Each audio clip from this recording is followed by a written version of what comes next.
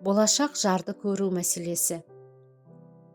Өмір бойы бір жастықты жастанып, қиын белестерден қол ұстасып, бірге өтетін екі жастың некеден бұрын міндетті түрде бір-бірін көріп, бір-бірі жайы мәліметтері болуы керек. Бұл шаңырақтың беріктігі үшін маңызды. Жігіттің қалыңдықтың жігітті көруі керектігі хадистерде де айтылған. Пайғамбарымыз саллаллаху алейхи уассалам үйленетін кезінде сахаба Мұғира ибн Шубаға үйленетін қызыңды көр. Өйткені үйленбей тұрып оны көру бір-біріне деген сүйіспеншіліктің баянды болуына септігін тигізеді деген. Осы өсиетке сай үйленбей тұрып қалыңдығын көрген Хазірет Мұғира радиаллаху анху отбасылық өмірінде өте бақытты болғанын, екеуінің жақсы тіл табысқанын айтады. Абу Хурайра радиаллаху анху: бірде пайғамбарымызбен саллаллаху алейхи уассалам отырғанымда, сахабалардың бірі ансарлық отбасының қызына үйленбек болғанын айтты. Алла елшісі саллаллаху алейхи уассалам одан: қалыңдықты көрдің бе деп сұрады. Ол жоқ деді. Сонда пайғамбарымыз саллаллаху алейхи уассалам: олай болса барып қалыңдықты көр, себебі кейбір ансарлықтардың көзі кішірек болып келеді дейді. Осыған орай фикх ғалымдары үйлену ниетімен қалыңдықтың жүзіне, қолына, көзіне қарауға рұқсат еткен. Бірақ үйленетін екі жастың бір-бірімен жолығысуы үшін қастарында қыз жағынан немесе жігіт жағынан бір туыс әйел жүруі керек. Себебі дініміз бойынша некесі қиылмаған қыз бен жігіттің оңаша қалуы харам саналады. Кейбіреулер үйленбей тұрып екі жастың бірге жүріп тұрғаны, бірге қыдырғаны бір-бірін тану үшін пайдалы дейді. Бірақ үйленбей тұрып бір-біріне кемшіліктерін көрсете бермейтін қыз бен жігіт үшін бұның пайдасы шамалы. Атам қазақ қыз кезінде бәрі жақсы, жаман әйел қайдан шықты демей ме? Қайта мұндай кездесулер екі жасты күнәға жетелеп, әртүрлі өкінішті жағдайларға ұрындыруы мүмкін. Мұндай қателіктердің алдын алу үшін екі жастың оңаша кездесуіне дінімізде тыйым салынған. Оның орнына жігіттің қызбен таныспай тұрып, сыртынан қызға білдірмей көруі, егер ұнаса ғана қызбен танысқан дұрыс. Ал егер қызды алдын ала көрмей, танысып, одан кейін қызды ұнатпай жатса, қыздың нәзік көңіліне қаяу түсуі сөзсіз. Үйленетін жастардың бір-бірімен сөйлесу мәселесі. Қалыңдық пен жігіттің тек бір-бірін көруі жеткіліксіз. Олар бір-бірі тану үшін әңгімелесуі де қажет. Бұл кезде екі жас бір-бірінің сұрақтарына еш нәрсені жасырмай, бүкпесіз жауап беру керек. Әрі өздерінің талап тілектерінде білдірген дұрыс. Сонда ғана олар болашақ жары жайлы дұрыс мәліметтер ала алады. Қалыңдық пен жігіттің сөйлесуіне дініміз рұқсат берген мына оқиғадан көре аламыз. Халифа Омар радиаллаху анху Хазірет Әлидің қызы Үмму Күлсімді айттырмақ болады. Сонда Хазірет Әли радиаллаху анху: қызымның пікірін сұрап көрейін, ол не дейді екен деп қызына болған жағдайды баяндайды. Үмму Күлсім: халифа Омарды жақыннан көрген емеспін, оны танымаймын ғой дегенде, әкесі былай дейді: олай болса сені халифа Омардың үйіне жіберейін, кездесіп танысыңдар дейді. Үмму Күлсім халифа Омардың үйіне барып, онымен танысады. Екеуі сөйлескеннен кейін халифаның ұсынысын қабыл алып, оған тұрмысқа шығуға келіседі. Сөйлесу барысында жоғарыда айтылғандай, екі жақ өздерінің шарттарын ашық баяндауы қажет. Алдымен үйленіп алайық, сосын шарттарды сөйлесе жатармыз. Шарттарымды қазір айтсам, оны үркітіп алармын деп құрылатын жоспар шаңыраққа деген опасыздық болып саналады. Сондықтан істің басында екі жастың ешқандай ойын ішіне бүгіп қалмай, ағынан жарылған абзал. Бірақ сөйлесу кезінде де екі жастың жалғыз қалуына болмайды. Алдыңғы тақырыпта айтқанымыздай, қыздың жақыны немесе жігіт жағынан бір әйел адам қастарында отыруы қажет. Қыз бен жігіттің жалғыз қалуына пайғамбарымыз саллаллаху алейхи уассалам былай деп тыйым салған: ер адам қасында махрамы, өзіне үйлене алмайтын ет жақын туыстары жоқ, бөтен әйелмен оңаша қалмасын. Тіпті бір хадисте ер кісі мен әйел адам жалғыз қалғанда қастарында шайтан болатынын ескертіп былай дейді: ер адам бөтен әйелмен оңаша қалмасын, өйткені олардың үшіншісі шайтан болады. Бұл бір жағынан қыз баланың намысын сақтауға, өсек аяңға ілікпеуіне себеп болатын болса, екінші жағынан екі жасты адалдықтың ала жібін аттамай, шайтанның азғыруы мен нәпсінің жетегінде кетуден сақтайды. Осылайша дініміз әкесіз балалардың дүниеге келуінің алдын алып, жастардың опық жемеуін көздейді. Олардың ибалы да, тәрбиелі тұлғасын имандылықтың адал салтымен қорғайды. Танысу, кездесу, сөйлесу мәселесіне келгенде мына жайтты да ескерген жөн болар. Қазіргі таңда жастардың көпшілігі интернетті қолданады. Жақында бір бойжеткеннің былай деп сұрақ қойғаны бар еді: мен интернет арқылы бір жігітпен таныстым. Екеуміздің хат жазғанымызға 1 жылдан асып кетті. Бір-бірімізге суреттерімізді жібердік. Анда-санда телефон арқылы да сөйлесіп тұрамыз. Мен оны қатты жақсы көрем. Ол да мені ұнататынын айтады. Өзі шетелдің қазағы. 1-2 мәрте Қазақстанға келмекке ниеттенді, бірақ жолы түспей ақ қойды. Енді мен не істеуім керек? Оны қатты жақсы көретінім соншалық. Ол үшін бәріне дайынмын. Оның Қазақстанға келуін күтейін бе? Сіз жасы үлкен кісі ретінде маған қандай ақыл кеңес айтасыз? Бойжеткеннің әңгімесін тыңдап отырып іштей, шіркін, Албырт жастығай, сонша аңғалы болармысың дедім. Егер жігіт келіп ұсыныс жасаса, әлгі қыздың алды артын ойламастан бірден келсе кетері анық. Себебі оның ойын дәл қазіргі сәтте ақыл емес, сезім билеп тұр. Бойында махаббат жалыны лаулаған бойжеткеннің жігіттегі мінез құлықтың қандай екенін, шын ниетінің не екенін ойлауға да мұршасы жоқ. Көрмеген, кездеспеген жігітке ғашық болу мүмкін бе? Суреттен көрген түр тұлғасы мен жылы сөздері ғашық болуға татый ма? Оның сөзі басқа, ісі басқа адам болса ше? Мұндай көрсоқырлықтан талай жас қосылғанша асығып, көп өтпей бір-бірінен тұра қашып жатқан жоқ па? Сүйдім, күйдім деп ат үсті некелесе салған адамдар көп. Әркім өз қиялымен үйленеді, жарының өз қалауынан шығуын күтеді. Бірақ мұндай қиял тек онда ғана емес, жарында да бар. Кісі қиялы бір басқа, тұрмыстық күнделікті күйбеңінен тұратын өмір шындығы бір басқа. Бірақ қыз бен жігіттің сөз байласуы кезінде мұндай аса маңызды тақырыптар қозғала қоймайды. Кездесу барысында екі жастың арасында өрбеген әңгіме ойын сауықты сөз етуден әрі аспайды.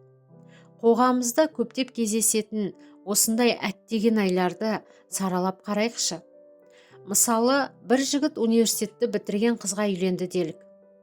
Көп ұзамай той өтіп, кісі аяғы басылған соң жас келін үйде отырмаймын деп шу шығарады.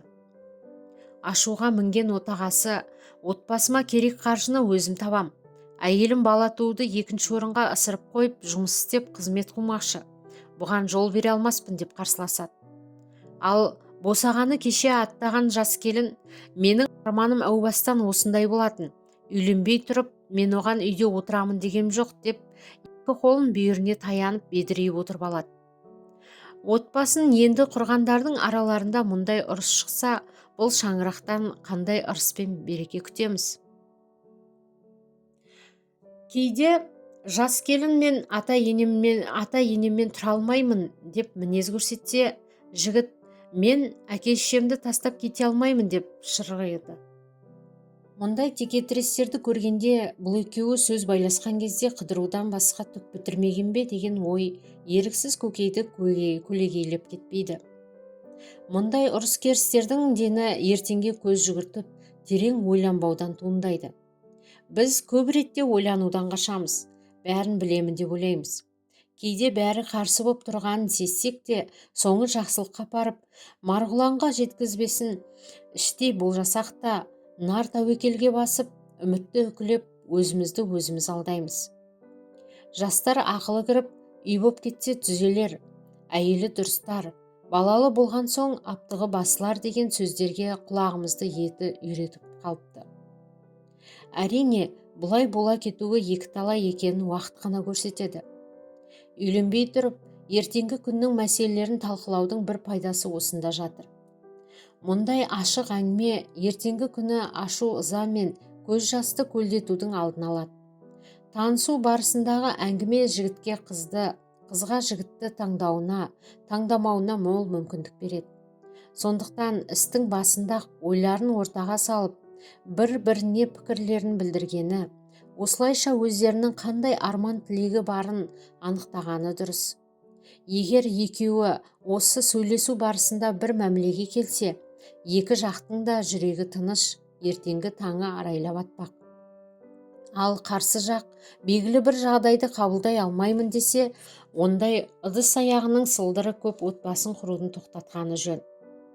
Себебі кейіннен жүйкені жұқартып, жігерді құм қылатын, түйіні шешілмейтін шулы шаңырақ болудан гөрі береке мен бірлік іздеп, өзімен үйлесе алатын жар іздеп табуы артық емес пе?